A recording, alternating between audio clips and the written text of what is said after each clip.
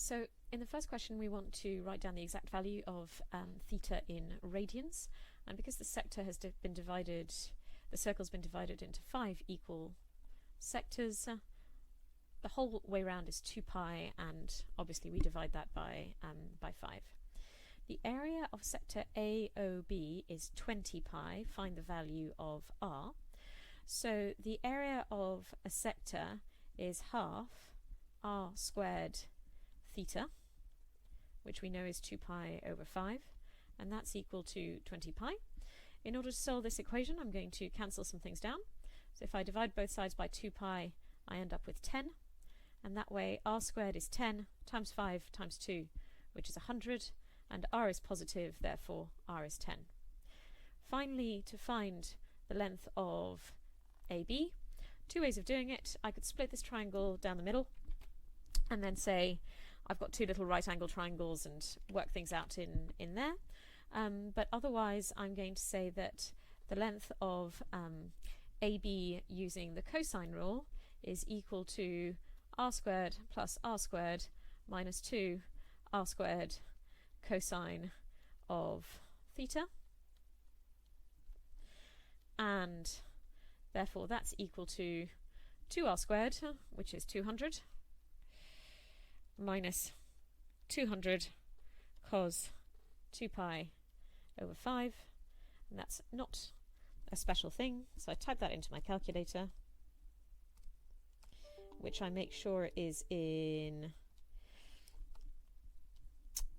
radians first. 200 minus 200 cos 2 pi divided by 5, and we get 138 point something something something. So 138.19 whatever, and therefore AB is going to be the square root of the answer, which is equal to 11.8 to 3 significant figures. And you just check vaguely to see if that's sensible. R is 10, that thing is 11.8, that looks okay. In a geometric sequence, the 4th term is 8 times the first term. Find the 10th term of this sequence. So the first term is a, and the 4th term in a geometric sequence is ar cubed, which we are told is 8a. And from that straight away we get a little equation, r cubed is equal to 8, therefore r is equal to 2. We're then told that the sum of the first 10 terms is 2557.5. The sum of the first 10 terms of a geometric thing is going to be a 1 minus r to the 10 over 1 minus r, and I know that r is equal to 2, and therefore a, I'm going to get minus 1 on the bottom. 2 to the 10 is 1024, so that's going to be minus 1023 is equal to 2557.5. The minuses cancel, and therefore we get a is equal to 2557.5 divided by 1023, which is 2.5. And the 10th term of the sequence, therefore u10 is equal to ar to the 9, and if we substitute all of that in, we get 1280. All done. The diagram shows a graph of p sine qx plus r. We've got some maximums, some minimums, find the values of all the different things. Now if you look at the sine curve, clearly this is a sine curve that's been uplifted by 1.5. So r here must be 1.5 because that's where the 0 has gone and the sine curve is above and below that. So when sine is equal to 0, then we get y is equal to 1.5.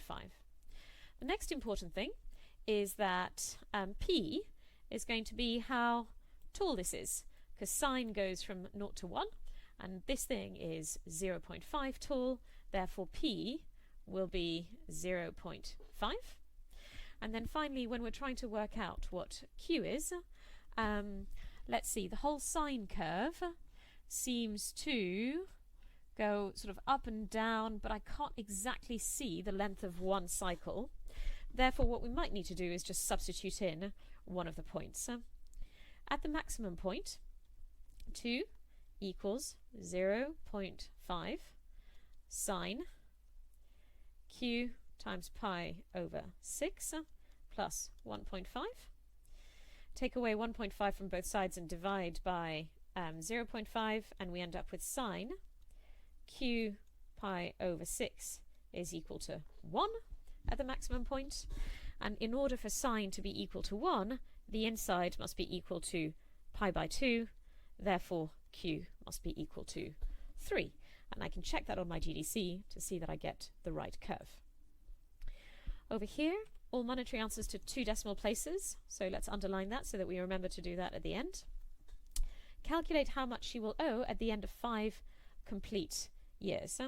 So if she's borrowed this much, at the end of 5 complete years, she'll have been charged 1.04 to the power of 5.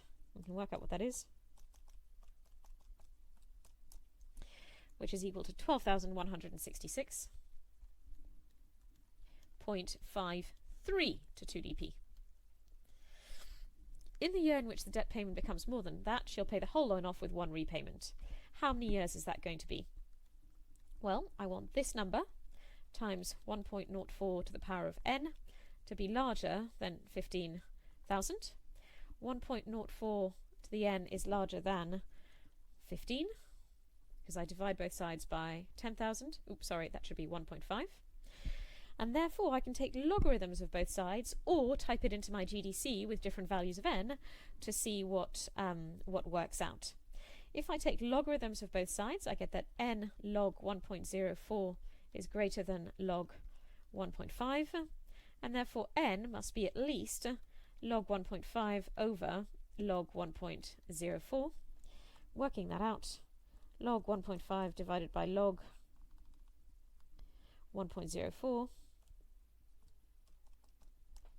is equal to 10.33. So the first year in which that will happen will be n is 11 years. Calculate how much she has to pay back to the bank. Well, after 11 years, she will need to pay back that times 1.04 to the power of 11. 1.04 to the power of 11, which is £15,394. Okay. Then we need to sketch a graph of half of x sine x on the following set of axes. Now, this is clearly a question where we want to use the GDC, and we want to plug things in reasonably carefully. So we have half x sine x. And remember, you need to put the multiplication sign in between the x and sine x, otherwise it doesn't recognize the thing as a variable. So there is half of x sine x. I'm now going to go to Menu, Window Zoom, Window Settings, and because I want it between 0 and 4, I'm going to do that, and that shows me exactly what's going on. I'm going to press Shift to stretch this axis out a little bit further, and then just double check, yeah, we do want it between 0 and 4. It might be nice at this stage to figure out exactly where the pips are. So I'm going to go to Menu, Window Zoom, Window Settings, and have the X scale every 1 so that we can see where things are relative to these axes. Now, we're interested in the minimum point, and we're interested in the root over here. So Analyze Graph, find the 0. The 0 is at 3.14. Ooh, that must be pi 0. Window Zoom, Analyze Graph, find the maximum, and the maximum is at 2.03 and is a maximum of 0.91. I might also look at, if I trace the graph and type in 4, I can see that at 4 we are at minus 1.51, and that's quite helpful as well. So let's go back to sketching the thing which we want to sketch. So, as I said, the maximum is at 2.03, 1.91. Let's get that nice and accurate. 2.03, 1.91, somewhere over here. And then it crosses at pi, which is 3.14. And then it's at 4, I'm at minus 1.51. and it starts off at the origin. Let's check the gradient. Ooh, menu, analyze graph, trace. Let's see where we are at 0. At 0 we are at 0, so that's an important thing to sketch in. Okay, and the graph will go something like this. Crosses through a maximum and then goes down. I'm just going to do a double check of the gradient at the origin. At the origin the gradient is flat, so let's just adjust our picture to make sure that we've got that as well. It goes like this. Okay, the phone is ringing. I will continue this in a second.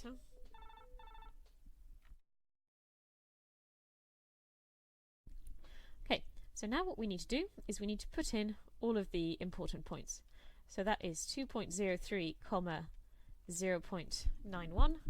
I've just realized that I've drawn that far too high, so let's adjust this.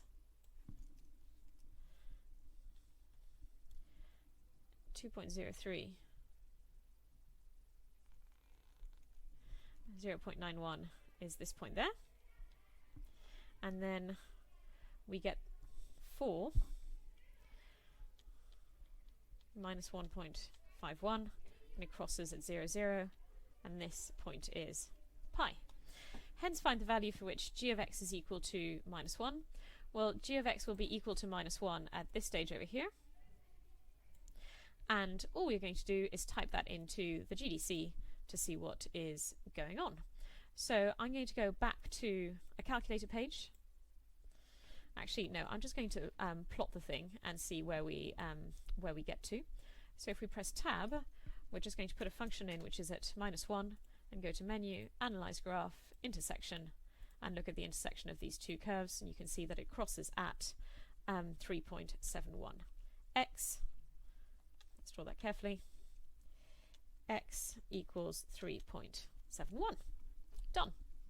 Right, hide the GDC and move on to the next question. He walks to work every morning. During the first minute he walks 80 minutes and then he walks 90% of the distance. The distance between his house and work is 660 meters. Okay, explain why he will not be to work on time. So clearly the way that the distances work is he's got 80 meters for the first minute, and then 80 meters times 0.9 for the next minute, and then 80 meters times 0.9 squared for the next minute, and so on and so forth. So this is a geometric progression. The times are in a geometric progression, and the total time that he takes is the sum of the first n terms of a geometric progression. And we want the sum of the first n terms of this geometric progression to be equal to 660. Now, the sum of the first n terms is going to be the first term, 1 minus 0.9 to the n divided by 1 minus 0.9, and we need that to be equal to 660, so we can now see how many minutes, how many n's it's going to take him. 80 times 1 minus 0.9 to the n would be, this is 0.1, which is 1 over 10. Take that to the other side, that's 66. 1 minus 0.9 to the n would be 66 divided by 80, which is 0.825. So 0.9 to the n would be 1 minus 0.825, which is 0.175. And so to find n, we take logs of both sides and divide, and we get log of this divided by log of this. And let's see what that gives us. Log of 0.175 divided by log of 0.9 is equal to 16.5. Okay, so he would basically need 16.5 minutes to cover the distance, but only has 15, therefore is late, because we're told over here that he's only got 15 minutes to get to his work.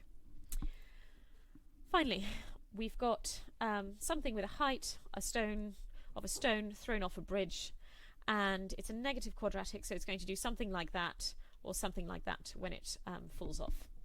What's the initial height? Well, the initial height is h of 0, and that's clearly going to be 20 because all of the other terms go to 0. The maximum height, two different ways of finding this. You could do calculus, or you could complete the square, or even better, we could just stick this into the GDC and see what we get. So as in terms of x, it's going to be 15x plus 20 minus 4.9x squared. Let's start a new page for this. 15x plus 20 minus 4.9x squared. And we get that. So now what I'm going to do is press Shift, hold it down and drag this axis down, and that shows me where the maximum is.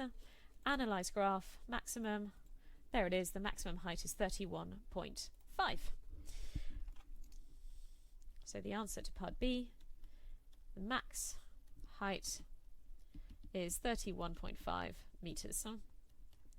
For what length of time is the height of the stone greater than 20 meters? So on the GDC, if we press tab and then put in the function 20, we can see how long it's over 20 for. Analyze graph, intersection. Well, clearly it crosses at 0 over here, and you can see that it reaches 20 again at 3.06. Therefore, it is over 20 for 3.06 seconds. And then finally, how long does it take for the stone to hit the water below the bridge?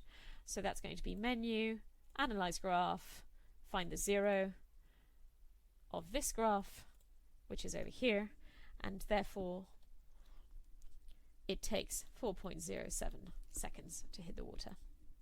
Okay. Final question. We've got a diagram of a function with all sorts of different things. First of all, we want to find the range.